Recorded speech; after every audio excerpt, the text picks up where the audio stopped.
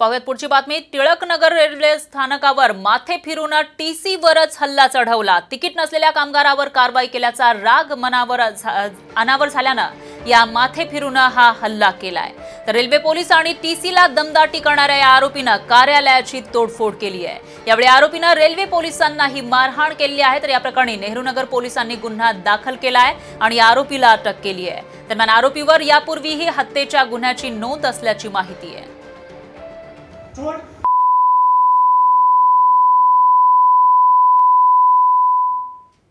बातमी भंडाऱ्यातून। भंडारा जिल्ह्यातील तुमसर शहरामध्ये मद्यधुंद कार चालकानं दोघांना धडक दिली आहे। एका घटनेमध्ये या कार चालकानं तुमसर बस स्थानकाच्या समोर एका फळ विक्रेत्याला धडक दिली, तर ही घटना सीसीटीव्ही कॅमेऱ्यात कैद झाली आहे। दुसऱ्या घटनेमध्ये या कार चालकानं तुमसर पंचायत समिती समोर एका 22 वर्षीय तरुणीला जोरदार धडक दिली आहे। या दोघांनाही जवळच्या रुग्णालयात उपचारासाठी दाखल करण्यात आलंय।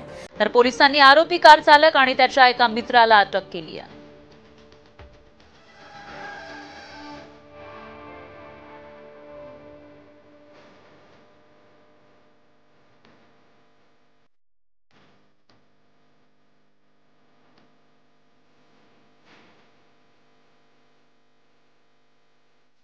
दरम्यान नांदेड जिल्ह्यामध्ये किरकोळ अपघाताचं पर्यावसन 2 गटातील तुंबळ हाणामारीमध्ये झालंय।